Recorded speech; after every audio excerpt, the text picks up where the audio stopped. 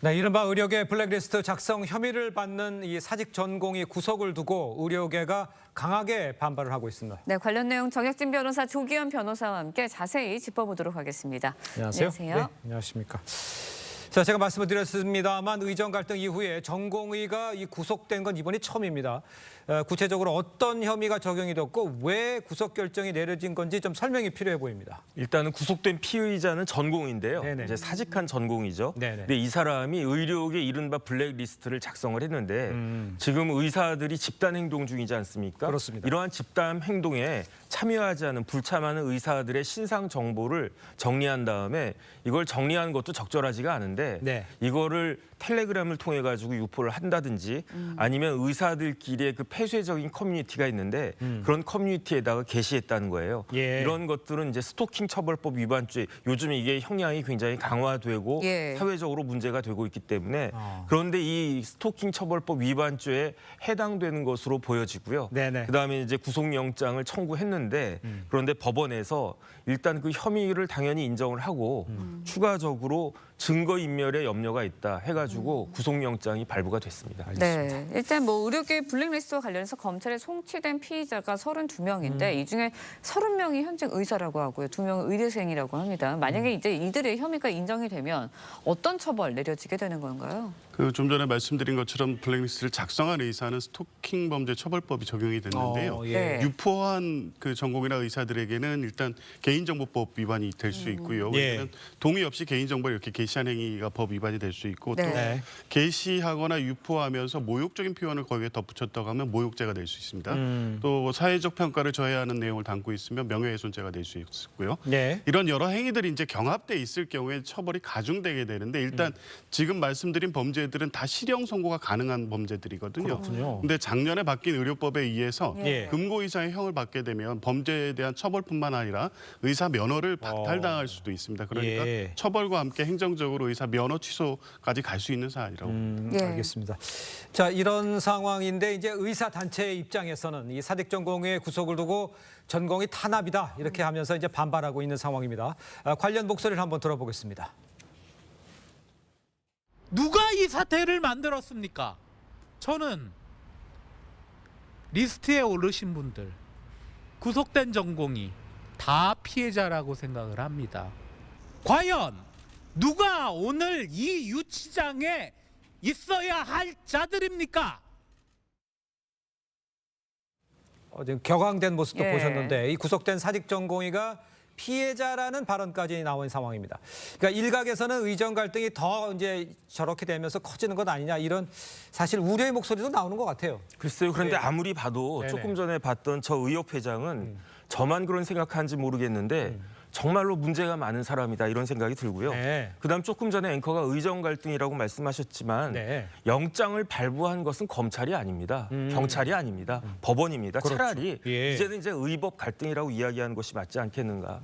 지금 수사 과정에서 무슨 인권 유린이 있었던 것처럼 이야기하는데 만약에 그런 것이 있었다라고 하면 그건 밝혀야 되는 거고요. 네네. 그다음 뭐 표현의 자유 운운하지만 표현의 자유에도 한계 있는 거 아니겠습니까? 네. 표현의 자유가 한계가 없으면 명예훼손죄, 뭐 스토킹 이런 건 전혀 처벌받지 않을 거고요.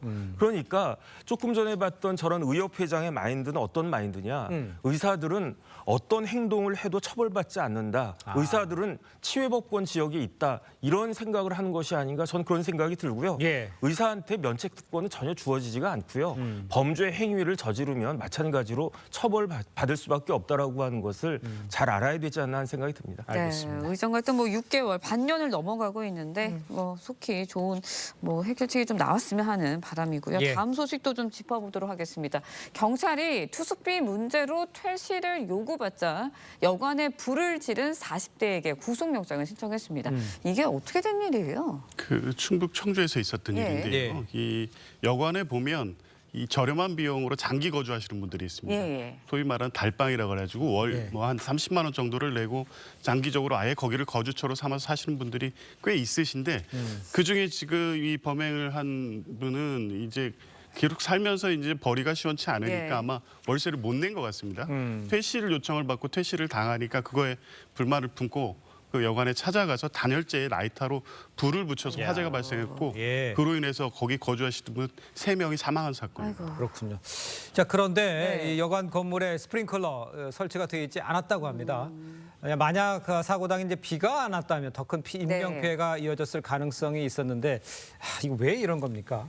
일단 해당 건물이 낡은 건물이에요. 오래된 거고요. 그러니까 1985년에 사용 승인이 됐다라고 했으니까 그 당시에는 스프링쿨러가 의무 조항이 아니었고요. 네네. 그다음에 지금도 그것을 꼭 설치해야 되는 그런 의무 조항이 있는 건 아닌데 아. 그런데 저 건물 제가 외가가 청주라서 네. 왔다 갔다 한 적이 있었던 것 같은데 네.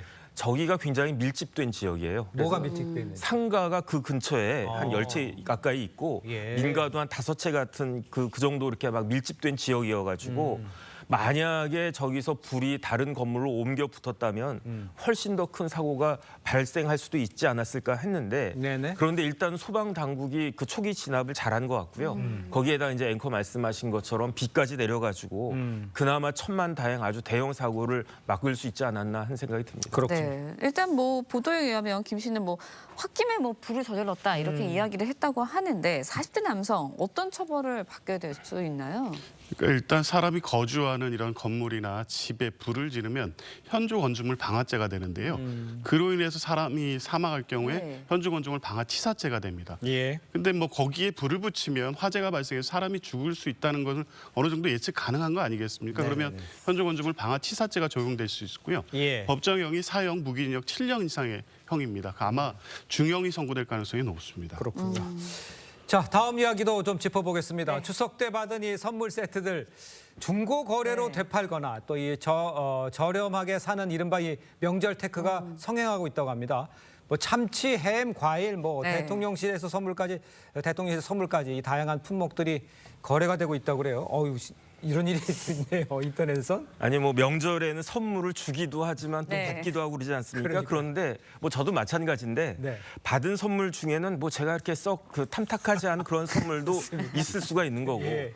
그다음에 이제 선물을 또 드려야 되는데 그 선물 비용이 네. 부담이 될 수도 있지 않습니까? 아. 그러니까 이른바 이렇게 거래하는 명절 테크가 성행하다라고 하니까 예. 하는데 그런데 이게 그냥 본인이 소비한다기보다는 선물 용도니까 내용도 중요하지만 네. 포장도 중요하고 특히 이제 쇼핑백까지 이렇게 해야 내가 제 돈 주고 산 것 같이 이렇게 보여질 수 있으니까 예. 이런 걸 보고 뭐 생활의 지혜라고도 볼 수 있을 것 같은데요. 그런데 지금 요즘 우리나라 삶이 어렵지 않습니까? 예. 팍팍한 삶의 단면이 아닌가 그런 좀 씁쓸한 마음도 듭니다. 그렇군요. 네, 알겠습니다. 선물 세트를 근데 중고 거래하다가 범법자가 될 수도 그래요? 있다라는 이야기도 있습니다. 어떤 점 때문에 그런 건가요? 일단 팔려는 물건이 팔아도 되는 물건인지 확인을 해보셔야 될 것 같습니다. 네. 현행 법령에 따라서 주류라든가 예. 또 의약품에 해당되는 물건은 법이 판매를 금지시켜 놓고 있습니다. 예. 개인 간 거래라고 해서 가능하지 않고요. 예. 주류면허법이라든가 약사법에 금지된 물품인지를 확인한 후에 거래를 하셔야 처벌되지 않을 것 같습니다. 알겠습니다. 네. 물건을 뭘 거래할 수 있는지 그게 중요하다는 이런 네, 얘기시잖아요. 그렇습니다. 알겠습니다. 자, 오늘 말씀은 여기까지 듣겠습니다. 고맙습니다. 그렇습니다. 감사합니다.